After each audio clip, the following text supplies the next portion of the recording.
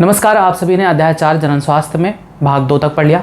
भाग 2 में आपने जनसंख्या विस्फोट के कारण, जनसंख्या विस्फोट के परिणाम आदि के बारे में जाना। अब आते हैं हम भाग 3 में उसके आगे के टॉपिक्स बारे में पढ़ेंगे, जो कि होगा गर्भ निरोधक। जनसंख्या नियंत्रण में गर्भ निरोधक एक अच्छा उपाय रहा है।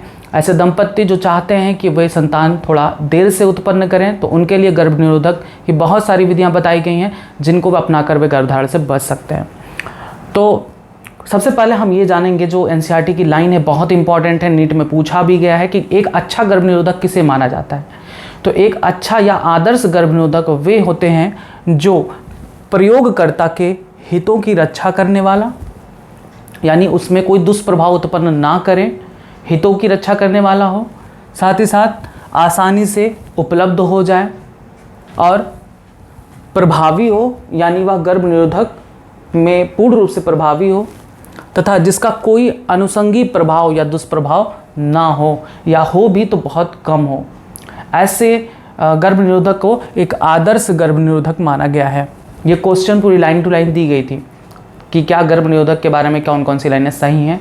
तो याद रखेंगे कि एक आदर्श गर्भ निरोधक या अच्छा गर्भ निरोधक उसे माना जाता है जो प्रयोगकर्ता के हितों की रक्षा करने वाला हो, आसानी से उपलब्ध हो और प्रभावी हो, यानी वो गर्भ निरोधक के रूप में अगर प्रयोग किया जा रहा है तो वह कार्य करे, गर्भधारण से बचा सके, साथ ही साथ जिसका कोई अनुषंगी प्रभाव शरीर पर ना पड़े या दुष्प्रभाव ना पड़े, अगर पड़े भी तो बहुत कम, उसका कोई उपाय किया जा सके। ठीक, इसके साथ ही यह उपयोगकर्ता की कामेच्छा, प्रेरणा तथा मैथुन में बाधक ना हो। ऐसे गर्भ निरोधक को आदर्श गर्भ निरोधक माना गया है।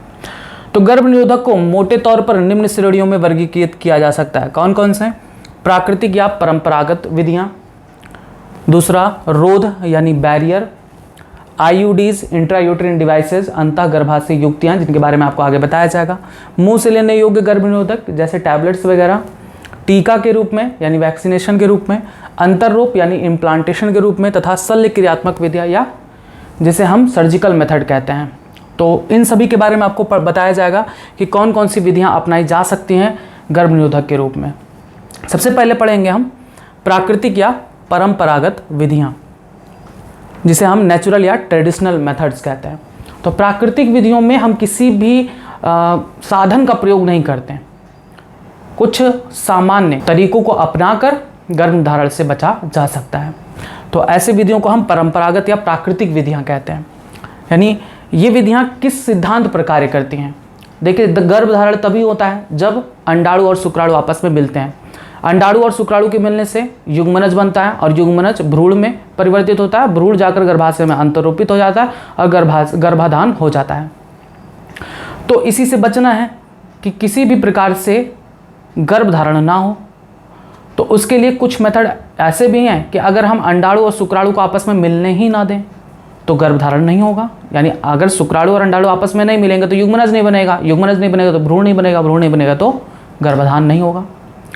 तो ये जो प्राकृतिक विधियां हैं वो इसी सिद्धांत पर कार्य करती हैं कि अंडाणु और शुक्राणु को आपस में मिलने ही ना दिया जाए। कौन कौन सी विधियां हैं, आइए देखते हैं। पहले ये देख लें कि इसका सिद्धांत क्या है कार्य करने पर। 3 विधियां आपको बताई गई हैं प्राकृतिक विधियों में। इनका सिद्धांत, किस सिद्धांत पर ये कार्य करती हैं? तो अंडाणु एवं शुक्राणु के संगम को रोक देती हैं, एक दूसरे से मिल ना पाए। तो अगर शुक्राणु और अंडाणु आपस में मिल नहीं पाएंगे तो युग्मनज नहीं बनेगा, युग्मनज नहीं बनेगा तो भ्रूण नहीं बनेगा, भ्रूण नहीं बनेगा तो गर्भाधान भी नहीं होगा। 3 विधियां हैं। सबसे पहला आता है आवधिक संयम यानी पीरियोडिक एब्स्टिनेंस। तो मासिक चक्र के दौरान, महिलाओं में मासिक चक्र के बारे में आपको पूरी तरीके से बताया गया है। मासिक चक्र प्रत्येक 28 से 29 दिन पर रिपीट होता है और उसके मध्य में, प्रत्येक मासिक चक्र के मध्य में यानी लगभग 14वें दिन पर एक अंडाणु अंडाशय से मोचित होता है, निकलता है। तो जिस समय वो निकलता है वो 3 से 4 दिन तक वहाँ पर रहता है और उसके बाद वो बाहर आ जाता है अगर फर्टिलाइजेशन नहीं होता है तो अगर उस दौरान मैथुन से बचा जाए, अगर उस दौरान मैथुन ना हो तो शुक्राणु अंडाणु तक पहुँच ही नहीं पाएगा, अंडाणु तो पहले निकल चुका होता है। तो मासिक चक्र के किन दिनों के अंतर्गत मैथुन ना किया जाए जिससे गर्भाधान से बचा जा सकता है? तो वो होता है 10वें से 17वें दिन के बीच। मासिक चक्र के 10वें से 17वें दिन के बीच अगर मैथुन ना किया जाए तो गर्भधारण से बचा जा सकता है। तो चूंकि 10वें से 17वें दिन के बीच ही, अब ये कोई फिक्स नहीं होता कि 14वें दिन ही हर बार निकले, नहीं, 10वें से 17वें दिन के बीच कभी भी अंडाणु मोचित हो सकता है। तो इस दौरान गर्भ धारण करने के अवसर बहुत ज़्यादा होते हैं और इसीलिए हम इसे निषेच्य काल यानी फर्टाइल पीरियड भी कहते हैं। तो आपसे ये भी क्वेश्चन पूछा जा सकता है कि बताइए निषेच्य काल किसे कहते हैं? तो वह काल जिस समय अंडाशय से अंडाणु मोचित होता है मासिक चक्र के 10वें से 17वें दिन के मध्य में। तो अगर इस दौरान मैथुन से बचा जाए तो गर्भधारण नहीं होता। तो ये पहला प्रक्रिया है, पहली विधि है आवधिक संयम यानी पीरियोडिक एब्स्टिनेंस, जिसमें एक दंपति मासिक चक्र के 10वें से 17वें दिन के बीच की अवधि के दौरान मैथुन से बचते हैं, जिसे अंडोत्सर्ग की अपेक्षित अवधि मानते हैं। 10वें से 17वें दिन के बीच मानते हैं कि इसी समय अंडोत्सर्ग यानी ओवुलेशन होता है, अंडाणु निकलता है। ठीक है, तो इसे अंडोत्सर्ग की अपेक्षित अवधि मानते हैं। इस अवधि के दौरान निषेचन एवं गर्भधारण के अवसर बहुत अधिक होने के कारण इसे हम निषेच्य अवधि यानी फर्टाइल पीरियड भी कहते हैं। यानी जिसको संतान उत्पन्न करना है वो मासिक चक्र के 10वें से 17वें दिन के बीच अगर वो मैथुन करता है तो संतान उत्पन्न होता है, और अगर इस दौरान मैथुन से बचते हैं तो गर्भधारण नहीं हो सकता। इस तरह से इस दौरान मैथुन ना करने से गर्भधारण से बचा जा सकता है। ठीक, ये पहली प्रक्रिया थी। दूसरी विधि आती है वाह्य स्खलन या अंतरित मैथुन, जिसे इंग्लिश में कहते हैं क्वाइटस इंटरप्टस। अब ये क्या है? तो इस विधि में पुरुष साथी संभोग के दौरान वीर्य स्खलन से ठीक पहले स्त्री की योनि से लिंग बाहर निकालकर वीर्य सेचन से बच सकता है। यानी स्त्री के योनि में वीर्य सेचन ना हो तो भी गर्भधारण से बचा जा सकता है। इस विधि को हम वाह्य स्खलन या अंतरित मैथुन या क्वाइटस इंटरप्टस कहते हैं। अतः वीर्य सेचन के अभाव में गर्भधारण नहीं हो पाता। तीसरी विधि आती है स्तनपान अनार्तव, जिसे कहते हैं इंग्लिश में लैक्टेशनल एमिनोरिया। प्रसव के बाद स्त्रियों में, मैंने पहले भी बताया था जब प्रसव के बारे में बताया था तो उसमें भी बताया था कि प्रसव के बाद लगभग 6 माह तक जिस दौरान स्त्रियां अपने शिशु को स्तनपान कराती हैं उस दौरान मासिक चक्र नहीं आता। यानी एक बार शिशु के जन्म के बाद 6 माह, लगभग 6 माह तक स्त्रियों में मासिक चक्र नहीं होता। तो यानी उस दौरान अंडोत्सर्ग भी नहीं होगा, अंडाणु भी नहीं निकलता। तो उस दौरान मैथुन के द्वारा किसी भी प्रकार का गर्भधारण नहीं हो पाता। इसे हम कहते हैं स्तनपान अनार्तव। यह लगभग प्रसव के 6 माह तक ही कारगर होता है। यानी प्रसव के बाद माँ जब तक शिशु को स्तनपान कराती रहती है तब तक आर्तव चक्र तथा अंडोत्सर्ग आरंभ नहीं होता। इस समय गर्भधारण के अवसर लगभग शून्य होते हैं। यह विधि प्रसव के बाद ज़्यादा से ज़्यादा 6 माह की अवधि तक ही कारगर मानी गई है। अब चूंकि इन सभी विधियों में किसी भी प्रकार का औषधि प्रयोग नहीं किया गया, किसी भी प्रकार के साधनों का प्रयोग नहीं किया गया, अर्थात इनके दुष्प्रभाव लगभग शून्य होते हैं, यानी इसके दुष्प्रभाव नहीं होते। लेकिन एक प्रॉब्लम है कि इनमें गर्भधारण के अवसर थोड़ा अधिक होते हैं, यानी यह हमेशा कारगर नहीं होती। तो चूंकि उपर्युक्त विधियों में किसी दवा या साधन का उपयोग नहीं होता, अतः इसके दुष्प्रभाव लगभग शून्य के बराबर है, लेकिन इसके असफल रहने के दर भी काफ़ी अधिक हैं, यानी कभी कभी गर्भधारण हो भी जाता है। ठीक, तो ये थे आपके सामान्य विधि, प्राकृतिक या परंपरागत विधि। अब इसके बाद आता है रोध या बैरियर विधि। गर्भ निरोधक में दूसरी विधि आती है रोध यानी बैरियर्स का प्रयोग। अभी इससे पहले जो आपको बताए थे प्राकृतिक या परंपरागत विधियाँ, उसको आप उसी तरीके से नोट कर लेंगे जिस तरह से लिखा हुआ था। अब आता है दूसरी विधि रोध या बैरियर। तो इसमें क्या करते हैं कि किसी बैरियर रोधक साधनों का प्रयोग किया जाता है जिससे शुक्राणु को अंडाणु तक पहुँचने ना दिया जाए। तो इस विधि के अंतर्गत रोधक साधनों के माध्यम से अंडाणु या शुक्राणु को भौतिक रूप से मिलने से रोका जाता है। इस प्रकार के उपाय पुरुष एवं स्त्री दोनों के लिए उपलब्ध होते हैं, यानी रोध पुरुष व स्त्री दोनों के लिए उपलब्ध हैं। कौन कौन से हैं? इसमें बहुत सारे आते हैं, यहाँ पर 2 बताए गए हैं, एक और है अंतःगर्भाशय युक्ति इंट्रायूटेरिन डिवाइस, तो उसके बारे में अभी आपको आगे बताया जाएगा। इसमें पहला आता है निरोध यानी कंडोम। यह सर्वाधिक लोकप्रिय विधि है। यह भी पूछा जा सकता है कि गर्भ निरोधक की सर्वाधिक लोकप्रिय विधि बताइए, तो निरोध। दूसरी सर्वाधिक लोकप्रिय विधि आईयूडी का प्रयोग होता है, और उसके बाद सबसे ज़्यादा प्रयोग में लाई जाने वाली विधि शल्य क्रियात्मक विधियाँ होती है, जो कि जब एज लगभग 35-40 के बाद लोग कराते हैं। यानी सर्वाधिक लोकप्रिय विधि निरोध का प्रयोग है और दूसरी सर्वाधिक लोकप्रिय विधि आईयूडी का प्रयोग है। निरोध क्या होता है? तो ये पतली रबर या लैटेक्स से बनाया जाता है, जिससे इसके उपयोग से पुरुष के लिंग या स्त्री की योनि एवं गर्भाशय ग्रीवा को संभोग से ठीक पहले ढक दिया जाए। निरोध पुरुष व स्त्री दोनों के लिए उपलब्ध होते हैं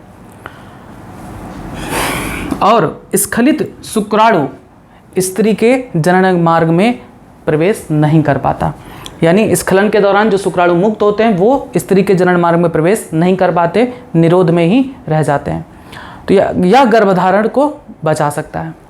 हाल ही के वर्षों में कंडोम के प्रयोग में तेजी से वृद्धि हुई है, क्योंकि इससे गर्भधारण के अलावा जो मेन इसका मोटिव है वो यौन संचारित रोगों से भी बचा सकता है। ठीक है, यौन संचारित रोगों से बचने के लिए बहुत सारे तरीके अपनाए जाते हैं, जिनमें निरोध का प्रयोग भी होता है। हालांकि सिर्फ निरोध के प्रयोग से ही यौन संचारित रोगों से ही नहीं बचा जा सकता, उसके लिए और भी उपाय होते हैं जो आपको यौन संचारित रोगों में बताया जाएगा, जिसमें सबसे ज़्यादा घातक एड्स होता है। एड्स के बचाव में भी यह कारगर होता है। स्त्री एवं पुरुष दोनों के ही कंडोम उपयोग के बाद फेंकने वाले होते हैं, यानी ये रीयूजेबल नहीं होते हैं, पुनः प्रयोग नहीं किए जा सकते हैं, इन्हें स्वयं ही लगाया जाता है। दूसरी विधि आती है रोध में, डायाफ्राम, गर्भाशय ग्रीवा टोपी या वाल्ट। देखिए डायाफ्राम भी आती है, सर्वाइकल कैप भी आता है, वॉल्ट भी आता है, ये स्त्रियों के लिए होता है। यह भी रबर से बने होते हैं, इसे हम रीयूज कर सकते हैं। बस यहाँ पर इसे हम रीयूज नहीं कर सकते, लेकिन इन्हें हम रीयूज कर सकते हैं, डायाफ्राम को, सर्वाइकल कैप को, वाल्ट्स को। तो यह भी रबर से बने रोधक होते हैं जो स्त्री के जनन मार्ग में सहवास से पूर्व गर्भाशय ग्रीवा को ढकने के लिए लगाए जाते हैं। ये सिर्फ स्त्रियों के लिए होते हैं, लेकिन निरोध स्त्री और पुरुष दोनों के लिए होता है। यह गर्भाशय ग्रीवा को ढककर शुक्राणुओं के प्रवेश को रोककर गर्भाधान से छुटकारा दिलाते हैं। इन्हें पुनः इस्तेमाल किया जा सकता है। इसके साथ ही इन रोधक साधनों के साथ साथ शुक्राणुनाशक क्रीम यानी स्पर्मिसाइडल क्रीम जो स्पर्म को नष्ट कर देते हैं, उनका प्रयोग, जेली एवं फोम का प्राय इस्तेमाल किया जाता है, जिससे इनकी गर्भ निरोधक क्षमता काफ़ी बढ़ जाती है। ठीक, ये थे रोधक साधन, जिसमें आपको दो बताए गए, निरोध और डायाफ्राम, गर्भाशय ग्रीवा टोपी एवं वाल्ट। ये सब क्वेश्चन पूछे जाते हैं ऑप्शन में, नीट में ज़्यादातर क्वेश्चन यहाँ से आते हैं। अब इसके बाद आता है अंतः गर्भाशय युक्ति, जो कि रोध के ही अंतर्गत आता है, वो भी बैरियर होता है। आइए उसको समझते हैं। आइए, रोध विधि में तीसरा आता है अंतः गर्भाशयी युक्ति, इंट्रा यूटेरिन डिवाइसेज, आईयूडी जिसे शॉर्ट फॉर्म में कहते हैं। इसका नाम क्यों पड़ा ऐसा? क्योंकि ये गर्भाशय में लगाई जाती है, इसीलिए इसका नाम पड़ा अंतः गर्भाशय युक्ति, यानी गर्भाशय के अंदर लगाई जाने वाली डिवाइसेज या युक्तियाँ। तो मैंने बताया ना, निरोध के बाद आईयूडी भारत में दूसरा सबसे ज़्यादा लोकप्रिय विधि है। एक तो प्रभावी भी बहुत ज़्यादा है और दूसरा लोकप्रिय विधि है। पूछा जा सकता है कि भारत में गर्भ निरोधक की सबसे लोकप्रिय विधि बताइए, तो निरोध का प्रयोग। दूसरी सबसे लोकप्रिय विधि अंतः गर्भाशय युक्ति या इंट्रा यूटेरिन डिवाइसेज, आईयूडी। तो पहली बात तो ये जानेंगे कि ये आईयूडी, ये जो डिवाइसेज होती हैं वो मार्केट में उपलब्ध होती हैं, लेकिन इसे स्वयं नहीं लगाया जा सकता। इसको लगाने के लिए डॉक्टर या अनुभवी नर्सों की आवश्यकता पड़ती है। तो डॉक्टरों या अनुभवी नर्सों के द्वारा ये योनि मार्ग से गर्भाशय में लगाई जाती है और ये युक्तियां शुक्राणुओं की क्रियाशीलता एवं निषेचन क्षमता को कम करके गर्भाशय को भ्रूण के रोपण हेतु अनुपयुक्त बनाती हैं। ये कार्य कैसे करती हैं? इंट्रायूटेरिन डिवाइसेज गर्भाशय में लगा दी जाती हैं। संभोग के दौरान जो शुक्राणु प्रवेश करते हैं वो या तो इन डिवाइसेज के कारण नष्ट हो जाते हैं या वे क्षमता विहीन हो जाते हैं, वो आगे नहीं प्रवेश कर पाते हैं, यानी किसी भी तरीके से कि शुक्राणुओं की क्रियाशीलता को कम कर देते हैं ये डिवाइसेज। कुछ ऐसे होते हैं जो हार्मोन्स का रिलीज करते हैं, वे हार्मोन्स गर्भाशय के अंतः स्तर को नष्ट कर देते हैं या अनुपयुक्त बना देते हैं, जिससे कि गर्भधारण हो ही ना पाए। तो ये इसका सिद्धांत क्या है कार्य करने का? शुक्राणुओं की क्रियाशीलता एवं निषेचन क्षमता को कम करके गर्भाशय को भ्रूण के रोपण हेतु अनुपयुक्त बनाना। ये कितने प्रकार की होती है? आइए देखें। 3 मुख्य प्रकार की हैं। बहुत ज़्यादा पूछा जाता है ये क्वेश्चन कि कौन कौन सी हैं, तो आपको ऐसे याद रखना होगा। औषधि रहित आईयूडी, यानी ऐसे ही इंट्रायूटेरिन डिवाइसेज जिसमें कोई मेडिसिन का प्रयोग नहीं किया गया, उसके एग्जाम्पल बताइए। तो एग्जाम्पल ही पूछे जाते हैं, जैसे लिपस लूप, लिपस लूप एक ऐसा आईयूडी है जिसमें किसी भी औषधि का प्रयोग नहीं होता, औषधि रहित होते हैं। तांबा मोचक आईयूडी यानी कॉपर रिलीजिंग आईयूडी, यानी ऐसे आईयूडी जो कॉपर आयंस रिलीज करते हैं। कॉपर आयंस क्या करते हैं, शुक्राणुओं की क्रियाशीलता को कम कर देते हैं या उनको नष्ट कर देते हैं। तो ऐसे आईयूडी को क्या कहते हैं, तांबा मोचक आईयूडी या कॉपर रिलीजिंग आईयूडी। ये भी खूब पूछे जाते हैं। इनके एग्जाम्पल कौन कौन से, जैसे कॉपर टी के नाम से आता है, कॉपर 7 के नाम से आता है, मल्टीलोड 375 के नाम से आता है। ये सब नाम हैं, ठीक है। इनका शेप अगर आप देखेंगे तो ये कुछ ऐसे होते भी हैं, टी शेप। इसे ले जाकर गर्भाशय में लगा दिया जाता है। तो टी शेप होने के कारण ही इन्हें हम कॉपर टी कहते हैं, या कॉपर 7 या मल्टीलोड 375 आदि। तो तांबा मोचक आयोडी कैसे कार्य करता है, तांबा मोचक आयोडी कॉपर आयंस को रिलीज करता है। वो कॉपर आयंस शुक्राणुओं को अक्षम कर देते हैं या क्रियाविहीन कर देते हैं, वे कार्य नहीं कर पाते, शुक्राणु अंडाणु को भेदने में सक्षम नहीं हो पाते हैं, और इस प्रकार से हम गर्भधारण से बच सकते हैं। तो यहाँ पर तांबा मोचक आयोडी का एग्जाम्पल खूब पूछा जाता है। साथ ही साथ ये कार्य कैसे करता है ये भी पूछा जाता है कि तांबा मोचक आयोडी कैसे कार्य करता है। तो कहेंगे तांबा आयन यानी कॉपर आयन को रिलीज करता है जो शुक्राणु का भक्षण करती हैं, यानी उन्हें नष्ट करती हैं। तीसरा आता है हार्मोन मोचक आयोडी यानी हार्मोन रिलीजिंग आयोडी। ऐसे यूट्रिन डिवाइसेज जो हार्मोन का स्राव करती हैं, वे हार्मोन क्या करती हैं, गर्भाशय के अंतःस्तर को अनुपयुक्त बना देती हैं कि उस पर कोई भी भ्रूण रोपित ना हो पाए। तो ऐसे आयोडी को हम हार्मोन रिलीजिंग आयोडी कहते हैं, जिनके एग्जाम्पल है प्रोजेस्टोजेट, LNG-20, इन नामों से आते हैं मार्केट में। जो तांबा मोचक आयोडी है वो गर्भाशय के अंदर कॉपर आयन मोचित करते हैं जो शुक्राणुओं की भक्षाणु क्रिया यानी फैगोसाइटोसिस को बढ़ा देती हैं, जिससे शुक्राणुओं की गतिशीलता तथा उनकी निषेचन क्षमता कम हो जाती है। इसके अतिरिक्त जो हार्मोन मोचक आयोडीज हैं वे गर्भाशय को भ्रूण के रोपण के लिए अनुपयुक्त बनाते हैं तथा गर्भाशय ग्रीवा को शुक्राणुओं का विरोधी बनाते हैं। इस प्रकार से ये कार्य करते हैं। बस ये हो गया 3 विधि रोध यानी बैरियर का। अब इसके बाद आता है तीसरी विधि गर्भ निरोधक गोलियां। बस आइए इसको समझते हैं, गर्भ निरोधक गोलियों के बारे में। ये हो गया रोध के बारे में। अब तीसरी विधि आती है गर्भ निरोधक गोलियां। गर्भ निरोधक विधियों में आपने 2 विधियां पढ़ा। एक तो पढ़ा प्राकृतिक या परंपरागत विधि, दूसरा आपने पढ़ा रोध यानी बैरियर्स, कितने टाइप्स के होते हैं, कैसे कैसे यूज़ किया जाता है, कैसे उनका कार्य सिद्धांत क्या है, इनको आपने पढ़ा। अब आता है तीसरा विधि गर्भ निरोधक गोलियां यानी कॉन्ट्रासेप्टिव पिल्स। तो मार्केट में कुछ ऐसी टैबलेट्स भी उपलब्ध हैं जिनके प्रयोग से गर्भधारण से बचा जा सकता है। इन्हें हम टैबलेट्स या पिल्स कहते हैं। अब बात आती है कि इन पिल्स में क्या होता है। जो क्वेश्चंस पूछे जाते हैं नीट में वो ये कि इन गर्भ निरोधक गोलियों में क्या होता है।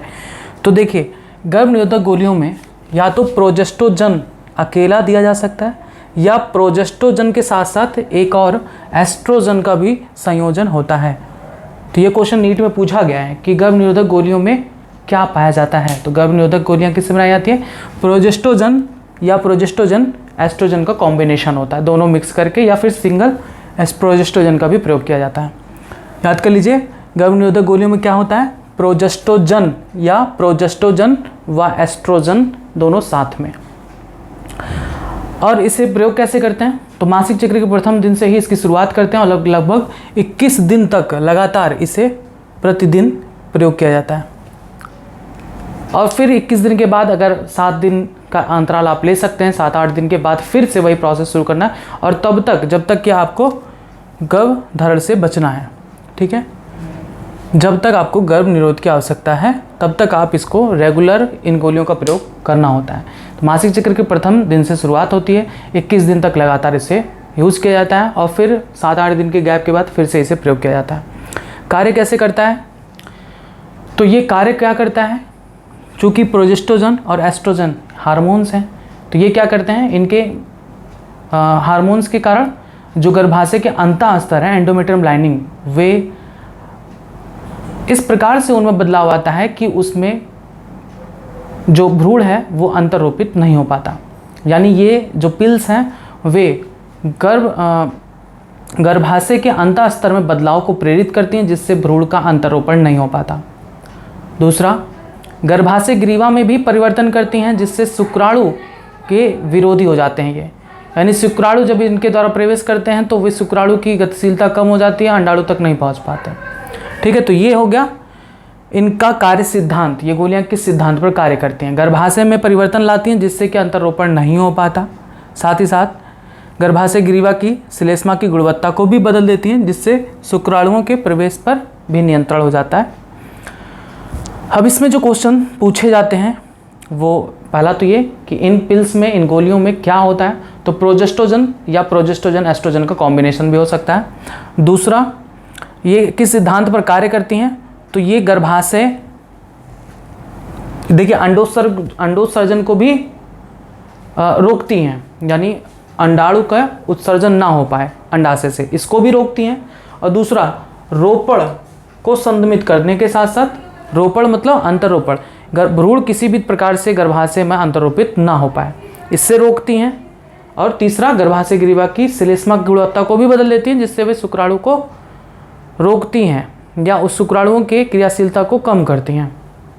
तो ये इनका कार्य सिद्धांत। जो सबसे ज़्यादा क्वेश्चन पूछा जाता है वो ये कि इसके अंदर क्या पाया जाता है, इन पिल्स में क्या होता है, तो प्रोजेस्टोजन व प्रोजेस्टोजन या एस्ट्रोजन का कॉम्बिनेशन। दूसरा सबसे ज़्यादा क्वेश्चन पूछा जाने वाला ये कि सहेली नामक गर्भनिरोधक गोली की खोज किसने की थी। तो सहेली नामक गर्भनिरोधक गोली की खोज लखनऊ स्थित केंद्रीय औषध अनुसंधान संस्थान, जिसे शॉर्ट फॉर्म में CDRI, इसका फुल फॉर्म होता है सेंट्रल ड्रग रिसर्च इंस्टीट्यूट, द्वारा की गई थी। तो ये क्वेश्चन भी खूब पूछा जाता है कि सहेली नामक गर्भनिरोधक गोली की खोज किसने की थी, याद कर डालिए, CDRI Lucknow, central drug research institute, यानी केंद्रीय औषध अनुसंधान संस्थान लखनऊ द्वारा की गई थी। और ये गोली एक गैर स्टेरॉइडल सामग्री है, यानी इसमें कोई स्टेरॉइड नहीं प्रयोग किया गया है, और हफ्ते में एक बार ली जाती हैं। ये जो है वो हफ्ते में एक बार ली जाती हैं, और इसके दुष्प्रभाव बहुत कम होते हैं, और ये उच्च निरोधक क्षमता वाली होती हैं, यानी ये किसी भी प्रकार से हानि नहीं पहुंचाता शरीर को, और इससे उच्च निरोधक क्षमता बढ़ जाती है, यानी गर्भधारण की समस्या नहीं होती। अब उसके बाद स्त्रियों द्वारा प्रोजेस्टेरॉन अकेले या फिर एस्ट्रोजन के साथ इसका संयोजन भी इंजेक्शन या त्वचा के नीचे अंतर्रोप या इम्प्लांट के रूप में किया जा सकता है, यानी इन हार्मोन को प्रोजेस्टेरॉन या एस्ट्रोजन के साथ इनको मिक्स करके इंजेक्शन के द्वारा भी दिया जा सकता है, तब भी गर्भाधान से बचा जा सकता है। इसके कार्य की विधि भी गर्भनिरोधक गोलियों की भांति ही होती है और काफ़ी लंबी अवधि के लिए प्रभावशाली होती है। मैथुन के 72 घंटे के भीतर ही प्रोजेस्टेरॉन या प्रोजेस्टेरॉन एस्ट्रोजन संयोजन का प्रयोग या इंट्रायूटेरिन डिवाइसेस के उपयोग को आपातकालिक गर्भनिरोधक के रूप में भी बहुत ही प्रभावी पाया गया है, और इन्हें बलात्कार या सामान्य लापरवाही, असुरक्षित यौन संबंधों के कारण होने वाली संभावित सगर्भता से बचने के लिए किया जा सकता है। बस ये था आपका तीसरी विधि। विधियाँ पूरी तरीके से समाप्त हो चुकी हैं, आप इसको नोट कर लें। गर्भनिरोधक गोलियों के बारे में, महिलाओं द्वारा खाए जाने वाला या एक अन्य गर्भनिरोधक प्रोजेस्टोजन अथवा प्रोजेस्टोजन और एस्ट्रोजन का संयोजन है, जिसे थोड़ी मात्रा में मुंह द्वारा लिया जाता है। ये मुंह से टिकिया यानी टैबलेट के रूप में ली जाती हैं, और ये गोलियों के नाम से लोकप्रिय हैं। ये गोलियां 21 दिन तक प्रतिदिन ली जाती हैं, और इन्हें आर्तव चक्र के प्रथम 5 दिनों, मुख्यतः पहले दिन से ही शुरू करनी चाहिए। गोलियां समाप्त होने के 7 दिनों के अंदर के बाद जब पुनः ऋतुस्राव होता है, इसे फिर से वैसे ही लिया जाता है, और यह क्रम तब तक चालू रहता है जब तक गर्भनिरोध की आवश्यकता होती है। ये अंडोत्सर्जन और रोपण को संदमित करने के साथ साथ गर्भाशय ग्रीवा की श्लेष्मा की गुणवत्ता को भी बदल देता है, जिससे शुक्राणुओं के प्रवेश पर रोक लग जाता है अथवा उनकी गति मंद हो जाती है। यह गोलियां बहुत ही प्रभावशाली तथा बहुत कम दुष्प्रभाव वाली होती हैं, और औरतों द्वारा यह खूब स्वीकार्य है। आगे लिखेंगे, सहेली नामक गर्भनिरोधक गोली की खोज लखनऊ स्थित केंद्रीय औषध अनुसंधान संस्थान CDRI, central drug research institute, द्वारा की गई थी। यह एक गैर स्टेरॉइडल सामग्री है जो हफ्ते में एक बार ली जाती है। इसके दुष्प्रभाव बहुत कम तथा यह उच्च निरोधक क्षमता वाली होती है। नेक्स्ट लाइन से लिखेंगे कि स्त्रियों द्वारा प्रोजेस्टेरॉन अकेले या फिर एस्ट्रोजन के साथ इसका संयोजन भी इंजेक्शन या त्वचा के नीचे अंतर्रोप के रूप में किया जा सकता है। इसके कार्य की विधि ठीक गर्भनिरोधक गोलियों की भांति होती हैं तथा काफ़ी लंबी अवधि के लिए प्रभावशाली होती हैं। आगे लिखेंगे कि मैथुन के 72 घंटे के भीतर ही प्रोजेस्टेरॉन या प्रोजेस्टेरॉन एस्ट्रोजन संयोजन का प्रयोग या IUD यानी इंट्रायूटेरिन डिवाइसेस के उपयोग को आपातकालिक गर्भनिरोधक के रूप में बहुत ही प्रभावी पाया गया है, और इन्हें बलात्कार या सामान्य यानी लापरवाही पूर्ण असुरक्षित यौन संबंधों के कारण होने वाली संभावित सगर्भता से बचने के लिए किया जा सकता है। ठीक, बस ये था गर्भनिरोधक के बारे में संपूर्ण बातें। अब एक लास्ट जो विधि आती है गर्भनिरोधक का, वो है शल्य क्रियात्मक विधि यानी सर्जिकल मेथड। तो सर्जिकल मेथड एक ऐसा मेथड होता है जो कि अगर एक बार हो गया तो फिर से उसे हम वापस सही नहीं कर सकते। तो शल्य क्रियात्मक विधियाँ सोच समझ के की जाती हैं कि इसके बाद संतान उत्पन्न करने की पूरी कोई भी कोई भी संभावना नहीं बचती है सर्जिकल मेथड के बाद, जिसे सामान्य भाषा में नसबंदी कहते हैं। तो पुरुषों में भी होता है, स्त्रियों में भी होता है। तो ये एक एज के बाद ही लोग कराते हैं, क्योंकि इन्हें पता होता है कि इसका रिवर्स कोई मेथड नहीं है कि फिर से उसे वापस सही किया जा सके। तो आइए इसे समझते हैं, शल्य क्रियात्मक विधि। आइए देखते हैं शल्य क्रियात्मक विधियाँ यानी सर्जिकल मेथड। यहाँ पर सर्जरी करके कुछ चेंजेस कर दी जाती हैं जिसके द्वारा गर्भधारण नहीं हो पाता, लेकिन ये उन लोगों को ही सुझाया जाता है जो आगे गर्भधारण बिल्कुल भी नहीं करना चाहते हैं, यानी संतान उत्पन्न बिल्कुल भी नहीं करना चाहते हैं। तो ये चीज़ें 35-40 साल के बाद ही लोगों को सुझाई जाती हैं। तो इसमें किया क्या जाता है, पहले हम ये देखें। आपने ये संरचना देखी जो कि है नर जनन तंत्र का। नर जनन तंत्र में आपको ये सब चीज़ें बताई गई हैं। 2 वृषण होते हैं, वृषण से शुक्र वाहिकाएं निकल कर आती हैं, मूत्रमार्ग से होते हुए स्खलन वाहिनी में खुलती हैं, दोनों तरफ से, लेफ्ट और राइट दोनों साइड से। आपको ये भी पता है कि वृषण में ही शुक्राणु बनते हैं। कहाँ बनते हैं शुक्राणु? वृषण में। वृषण में ही शुक्राणु बनते हैं। तो अगर हम इस रास्ते को काट दें, ब्लॉक कर दें इन रास्तों को, तो क्या शुक्राणु यहाँ से निकल कर यहाँ पहुँच पाएगा? नहीं पहुँच पाएगा। तो सर्जिकल मेथड में यही करते हैं कि यहाँ पर ये नलिका को यहाँ पर काट कर और बांध देते हैं, जिससे ये जो शुक्राणु वृषण में बनता है वो यहाँ तक ना पहुँच पाए। दोनों लेफ्ट और राइट दोनों साइड के शुक्रवाहिका को काट देते हैं, जिससे शुक्राणु आगे ना बढ़ पाए। इसे कहते हैं शुक्रवाहक उच्छेदन। चूँकि शुक्रवाहक को काटते हैं इसीलिए यहाँ पर शुक्रवाहक उच्छेदन लिखा हुआ है। इसे इंग्लिश में कहते हैं वासेक्टोमी। चूँकि वास डिफरेंस को काटते हैं इसीलिए वासेक्टोमी कहते हैं। शब्दों का मतलब समझ लेंगे तो आसान हो जाएगा। सेम यही प्रक्रिया महिलाओं में अपनाई जाती है। महिलाओं में भी आपको पता है कि ये हैं अंडाशय और इन्हीं में बनता है अंडाणु। तो अंडाणु फैलोपियन नलिका के माध्यम से गर्भाशय में पहुंचता है। तो अगर हम इस फैलोपियन नलिका को काट दें और काट के दोनों तरफ बांध दें तो क्या होगा? ये अंडाणु जो बन रहा है वो गर्भाशय में पहुंच पाएगा? नहीं पहुंच पाएगा।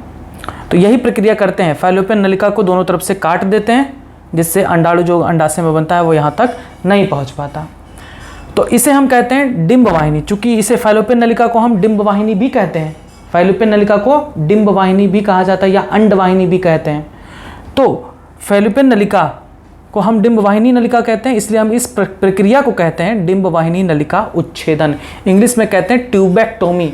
ट्यूबेक्टोमी, ट्यूब कहाँ से आया? फैलोपियन ट्यूब से आया, ट्यूब, ठीक है। ट्यूब मतलब फैलोपियन ट्यूब। ट्यूबेक्टोमी यानी ट्यूब को काट कर बांध दें, ठीक। ये प्रक्रिया अपनाई जाती है, इसे हम कहते हैं शल्य क्रियात्मक विधियाँ। तो यहाँ पर क्वेश्चन फिगर दे के भी पूछा गया है, ऐसे दोनों फिगर दे के पूछा गया है कि बताइए इसे क्या कहते हैं। तो इसे क्या कहते हैं? वासेक्टोमी या शुक्रवाहक उच्छेदन। इसे क्या कहते हैं? डिंब वाहिनी नलिका उच्छेदन या ट्यूबेक्टोमी, ठीक। तो शल्य क्रियात्मक विधि में क्या करते हैं कि हम नर में शुक्रवाहक को काटकर बांध देते हैं, जिससे कि शुक्राणु आगे ना बढ़ पाए। अब यहाँ पर ये क्वेश्चन मन में आता है कि आखिर जो शुक्राणु यहाँ बनते हैं उनका क्या होता है। तो ध्यान रखेंगे कि जो शुक्राणु इन वृषण में बनता है वो आगे नहीं पहुँच पाते, उसी अंदर ही अंदर वे नष्ट होते रहते हैं और जो आसपास की कोशिकाएं हैं वो उनसे पोषण प्राप्त करती रहती हैं। कोई इफेक्ट नहीं पड़ता है। ये मत सोचिएगा कि यहाँ पर शुक्राणु बहुत ज़्यादा बन रहा है और बहुत ज़्यादा बनने के बाद ये फूल के बहुत ज़्यादा बड़ा हो जाए, ऐसा कुछ भी नहीं होता। शुक्राणु तो यूनिसेलुलर होता है बाबू, एक कोशिकीय है जिसे हम आंखों से नहीं देख सकते। तो करोड़ों संख्या में हम क्या करेंगे, उसका कुछ भी नहीं होता, उसको कोई फर्क नहीं पड़ता। एक कोशिकीय संरचना है, कितना भी बने कोई दिक्कत नहीं है, बनता रहता है नष्ट होता रहता है, बनता रहता है नष्ट होता रहता है, उससे कोई प्रॉब्लम नहीं होती है। सेम यही प्रक्रिया यहाँ पर भी होती है। अंडाशय में अंडाणु बनता रहता है नष्ट होता रहता है, बनता रहता है नष्ट होता रहता है, यानी यहीं पर जब बाहर निकल आता है तो वहाँ के आसपास की कोशिकाएं उस नष्ट हुए अंडाणु को अवशोषित कर लेती हैं, कोई फर्क नहीं पड़ता। यहाँ पर सेम मासिक चक्र चलता रहता है, हर महीने मासिक चक्र तो आता ही रहेगा, उसमें कोई बदलाव नहीं होता, लेकिन बस मासिक चक्र के दौरान अंडाणु बाहर नहीं आता। इसमें भी वीर्य स्खलन होता है, वीर्य स्खलन होता है, लेकिन इसमें शुक्राणु की मात्रा नहीं पाई जाएगी क्योंकि शुक्राणु आगे बढ़ ही नहीं रहा है। जो वीर्य है वो तो सेमिनल प्लाज्मा शुक्राशय से निकले हुए चीज़ें हैं, तो वीर्य में शुक्राणु अनुपस्थित होता है। तो यही थी शल्यक्रियात्मक विधियाँ यानी सर्जिकल मेथड। तो शल्यक्रियात्मक विधियाँ जिन्हें बंध्यकरण भी कहते हैं, प्रायः उन लोगों को सुझाई जाती है जिन्हें आगे गर्भावस्था नहीं चाहिए तथा वे इसे स्थायी माध्यम के रूप में पुरुष स्त्री में से एक अपनाना चाहते हैं। यानी स्थायी माध्यम हो जाता है, इसके बाद संतान उत्पन्न करने की कोई भी सुविधा नहीं उपलब्ध होगी अगर शल्यक्रियात्मक विधि उसमें कराई गई। शल्यक्रिया की दखलंदाजी से युग्मक परिवहन यानी युग्मक आगे बढ़ना रोक दिया जाता है, फलतः गर्भाधान नहीं होता। बंध्यकरण प्रक्रिया को पुरुषों के लिए क्या कहते हैं? शुक्रवाहक उच्छेदन यानी वासेक्टोमी, तथा महिलाओं के लिए इसे डिंबवाहिनी नलिका उच्छेदन या ट्यूबेक्टोमी कहा जाता है। जनसाधारण इन क्रियाओं को पुरुष या महिला नसबंदी के नाम से जानते हैं। तो ये है पूरी प्रक्रिया, शुक्रवाहक उच्छेदन यानी वासेक्टोमी का फिगर, और ये प्रक्रिया लिखा है। इस प्रक्रिया में वृषण कोष यानी स्क्रोटम, जिसमें वृषण सुरक्षित होता है, के समीप एक छोटा सा ऑपरेशन करके शुक्रवाहिनी यानी वास डिफरेंस को काट कर निकाल अथवा बांध दिया जाता है। थोड़ा सा टुकड़ा काट के निकाल दो या फिर वहाँ पर उसको काट कर बांध दो, तो इससे शुक्राणु वीर्य में नहीं पहुँच पाते। दूसरा प्रक्रिया डिंबवाहिनी नलिका उच्छेदन, जो महिलाओं में अपनाई जाती है, जिसे ट्यूबेक्टोमी कहते हैं। इसमें स्त्रियों की फैलोपियन नलिकाओं को काटकर बांध दिया जाता है, जिसके कारण अंडाणुओं का निर्माण तो होता रहता है, परंतु अंडाणु फैलोपियन नलिका से आगे नहीं पहुंच पाते। ठीक है, फैलोपियन नलिका से आगे नहीं पहुंच पाते। इनमें मासिक चक्र भी सामान्य स्थिति में जैसे होती है वैसे होती रहती है, लेकिन उन मासिक चक्र के दौरान अंडाणु का उत्सर्जन नहीं होता। बस ये आप ऐसे नोट कर लेंगे, फिगर जरूर बना लेंगे क्योंकि नीट में फिगर पूछा हुआ है। अब यहाँ पर एक पॉइंट, इन सबको लिखने के बाद स्टार बना के लिखेंगे कि चूंकि ये जो है वो स्थायी विधि हैं, इन्हें हम पूर्व अवस्था में बिल्कुल भी नहीं ला सकते। यानी अगर शल्य क्रिया प्रयोग की गई यानी उनमें नसबंदी करा दिया गया, तो उसे पूर्वावस्था में नहीं लाया जा सकता, यानी फिर से उन्हें संतान उत्पन्न करने की कोई भी सुविधा प्रदान नहीं की जा सकती। तो स्टार बना के लिखेंगे कि शल्य क्रियात्मक विधियाँ बहुत ही प्रभावशाली होती हैं, परंतु इन्हें पूर्वावस्था में लाया जाना बहुत ही मुश्किल होता है। अब लास्ट हेडिंग डाल के लिखेंगे गर्भ निरोधक के प्रयोग के दुष्प्रभाव। गर्भ निरोधकों के प्रयोग के दुष्प्रभाव, तो ऐसा दुष्प्रभाव टैबलेट्स वगैरह में देखा गया है। कॉपर 7 मल्टीलोड 375 प्रोजेस्टोजर्ट LNG-20, इन सब में देखा गया है। जो थोड़ा बहुत दुष्प्रभाव पड़ता है वो ये कि जी मचलाता है महिलाओं का। दूसरा, उदरीय पीड़ा यानी कि एब्डोमिनल पेन होता है। कभी कभी स्तन कैंसर भी हो सकता है इन के प्रयोग से। वैसे ऐसा होता नहीं है, लेकिन रेयरली हो सकता है। स्तन कैंसर जैसी समस्या भी उत्पन्न होती है। और बीच बीच में रक्त का स्राव होना, मासिक चक्र की अनियमितता यानी अनियमित रूप से मासिक चक्र आने लगता है, ये सब प्रॉब्लम हो सकते हैं। तो आप ये भी हेडिंग डाल के लिखेंगे गर्भ निरोधकों के प्रयोग के दुष्प्रभाव। लिखेंगे गर्भ निरोधकों के प्रयोग के कुछ दुष्प्रभाव, जैसे जी मचलाना, कॉमा उदरीय पीड़ा यानी एब्डोमिनल पेन, कॉमा कभी कभी रक्तस्राव होना, कॉमा अनियमित मासिक चक्र का आना, कॉमा स्तन कैंसर भी हो सकने की संभावना होती है। बस ये था आज का टॉपिक, जिसमें आपने गर्भ निरोधकों के बारे में संपूर्ण जानकारी ले ली। अब इसके बाद नेक्स्ट टॉपिक आएगा भाग 4, उसमें आपको बताया जाएगा सगर्भता का चिकित्सीय समापन यानी medical termination of pregnancy, MTP, जिसे एबॉर्शन भी कहते हैं।